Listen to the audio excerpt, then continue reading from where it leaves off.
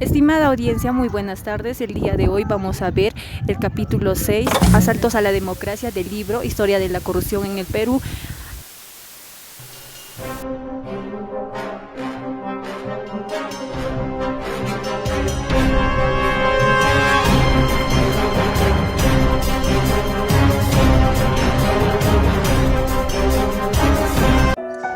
En la década de 1960, Fernando Belaúnde asume la presidencia de Perú, enfrentando desafíos desde el principio al formar una complicada alianza con los militares. A pesar de implementar una valiente reforma agraria, se encuentra atrapado en un juego político tenso, especialmente con la cuestión de la brea y Pariñas, desafiando el laudo arbitral de 1922 y afectando las relaciones internacionales. Los desafíos no solo son externos, Belaúnde enfrenta conflictos internos con facciones militares y oposición del APRA. Revelaciones de corrupción manchan la imagen de su gobierno considerado limpio, mientras que la gestión económica deficiente y la falta de apoyo para reformas contribuyen a una crisis financiera devastadora. Finalmente, el declive de popularidad impacta negativamente en Belaúnde, dejándolo vulnerable. La audiencia, que una vez lo aclamó, ahora lo ve con tristeza, mientras su capacidad para gobernar se ve afectada. Este capítulo turbulento marca su legado, destacando la necesidad de mejoras en la gestión y las estrategias políticas más sólidas. Mi nombre es Ernesto Escoquendo y voy a hablarles acerca del escándalo del contrabando. Para ello, el diario El Comercio nos muestra acerca de las actividades irregulares que está realizando la empresa RIPSA. Para ello se crea una comisión encabezada por Vargas Saya. A su vez, el asesor Cornejo nos informa que el informe oficial de 1965, donde muestra al vicealmirante Raúl Delgado, ministro de la Marina, que fue partícipe del contrabando. A su vez, Florencio Tejera fue encontrado responsable por firmar contratos ilegales como arrendar el Callao y usarlos para importar mercancía de contrabando.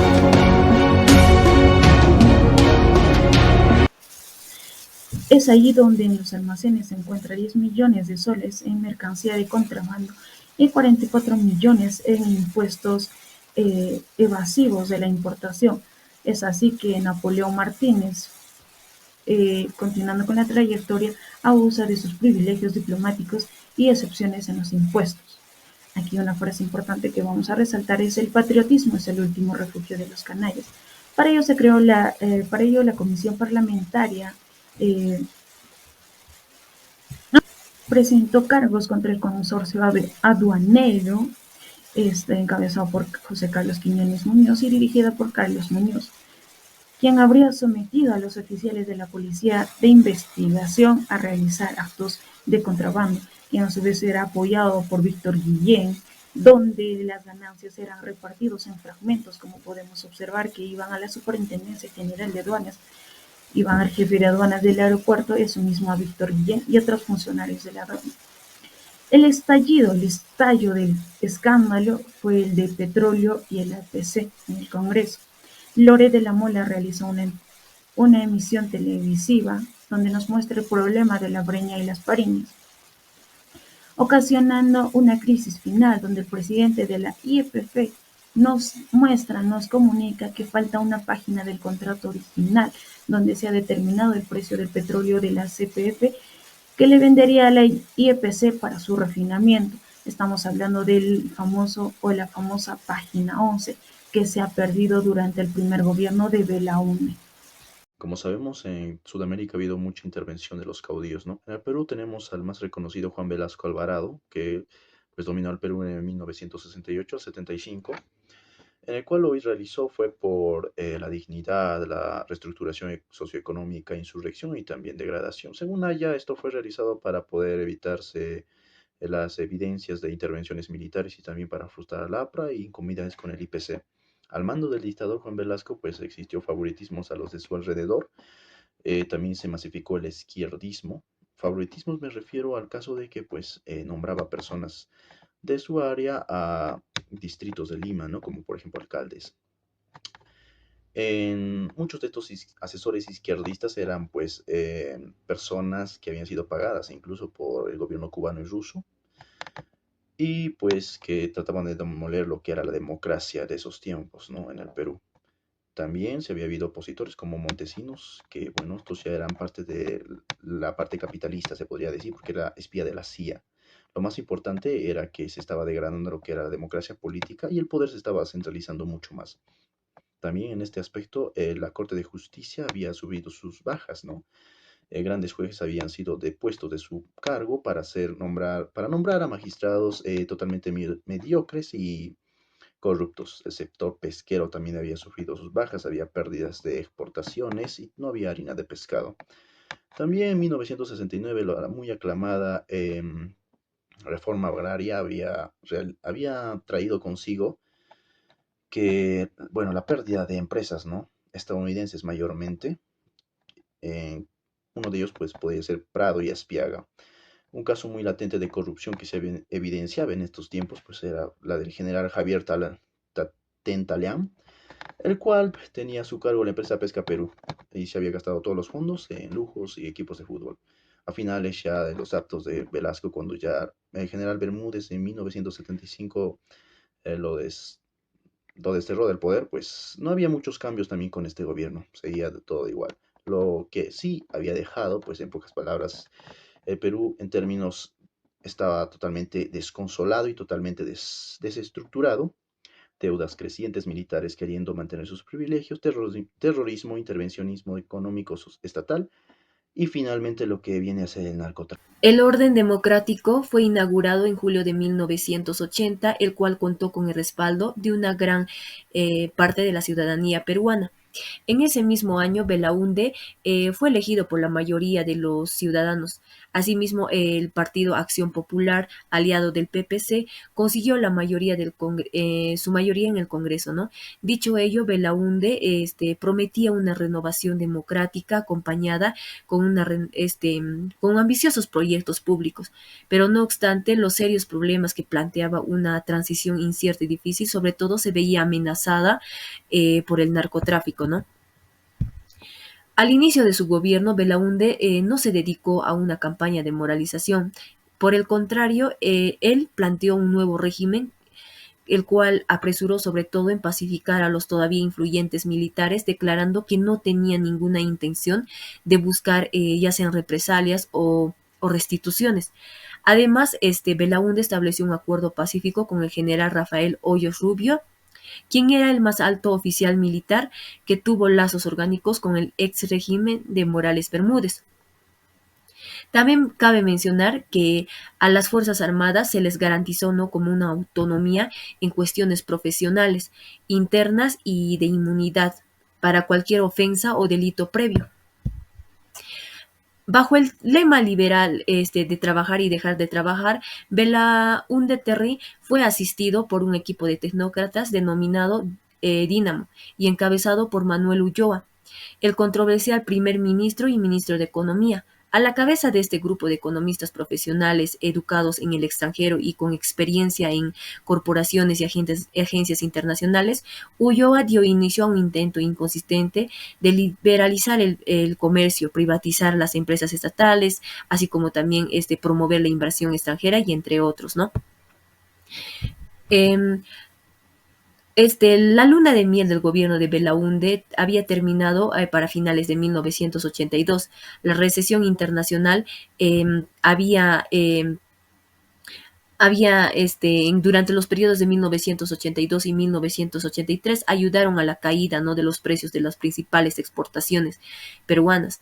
La reducción de los ingresos fiscales se produjo un déficit y sobre todo en el año 1983 el Producto Bruto Interno cayó en 13%, así como también la inflación anual alcanzó un 130%, la deuda externa creció un 40% y entre otros problemas, ¿no? Al final, la víctima principal de los malos manejos, la corrupción y la incompetencia de la negligencia benigna, el segundo régimen belaundista fue una mismísima democracia liberal, como también la pérdida de desconfianza en las instituciones democráticas.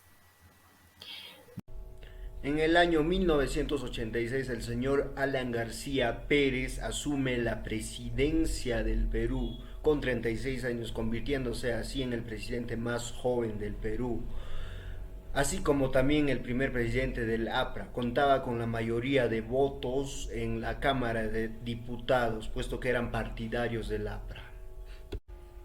En el ámbito económico, el presidente Alan García Pérez tomó la decisión de solo pagar el 10% del total de las exportaciones a la deuda externa. Esto provocó que la FMI declare al Perú como un país no apto para los créditos. Ahora, con el gasto público y con la expansión de la oferta interna, el Perú creció un 10%, el mayor crecimiento en 50 años, y la inflación cayó en un 12%.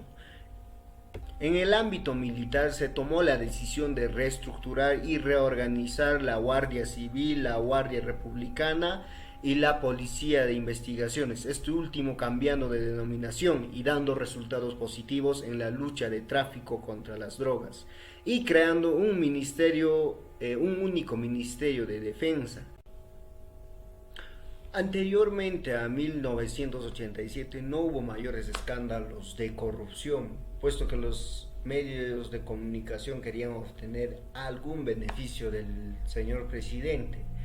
El único que tuvo cuestionamientos fue el diputado Fernando Oliveira, quien presentó como una propuesta de investigación parlamentaria que sí. El 16 de agosto de 1990 se crea una comisión para realizar investigaciones a las transacciones de Alan García, liderada por Fernando Olivera, con el fin de encontrar evidencia suficiente y creíble para llevarlo a juicio por enriquecimiento ilícito. Para ello se contrata a dos agencias, que son Kroll de Nueva York y LAR de Miami, quienes presentan evidencias de cuentas bancarias en Estados Unidos bajo el nombre de Alan García y su esposa. Pero ante esto, el abogado de Alan García obtuvo los servicios de la firma de Arnold y Porter de Washington, quien sostuvo quejas formales por irregularidades empresariales a ambas agencias, resultando una de ellas multada. Los apristas aprovecharon este suceso para desacreditar los hallazgos de la comisión en los medios peruanos. Por lo tanto, la investigación ya estaba a punto de detenerse cuando aparecen evidencias de conexión de Alan García con el BCCI, donde Morgenthau reportaba que dos funcionarios de BCR, Figueroa y Neira, habían recibido sobornos de millones de dólares, del cual Alan García tenía conocimiento. Con toda esta información, la comisión se presenta ante la Cámara de Diputados. Sin embargo, la primera Corte Penal desestimó el caso por falta de evidencias e imprecisión. Obviamente, los jueces responsables tenían sólido vínculo con el APRA. En 1992, con el autogolpe de Fujimori, se demolió toda apelación de García, por lo que se envía a militares para el arresto del expresidente. Pero este se esconde por 3 días para luego buscar asilo en la embajada colombiana. Presidente que en ese entonces César Gaviria, y Alan García dejó el país sin procedimientos de deportación. Así pasó Alan García 8 años en el exterior entre Colombia y París. En 1993 se obtuvo más información sobre las comisiones que pedía y recibía García. Entre ellos se repartió una orden judicial a los gobiernos extranjeros para el arresto de García. El abogado de García, muy astuto, presenta una queja ante la Comisión Interamericana de los Derechos Humanos, organización que estaba encabezado por Gaviria, y obviamente el caso fue desestimado supuestamente por transgresión de los derechos humanos de Alan García. Dado que Alan García ya no enfrentaba un juicio, le fue posible lanzar su candidatura a la presidencia en las elecciones de abril de 2001. García afirmó no haber estado involucrado en actividades corruptas. Con una labia de miel, sostuvo que todos los cargos en su contra obedecía a una motivación política. Persistencia de los patrones de corrupción.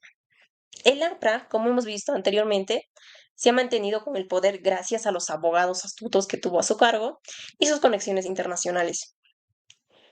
El sistema legal peruano está muy deteriorado, influido y muy corrompido.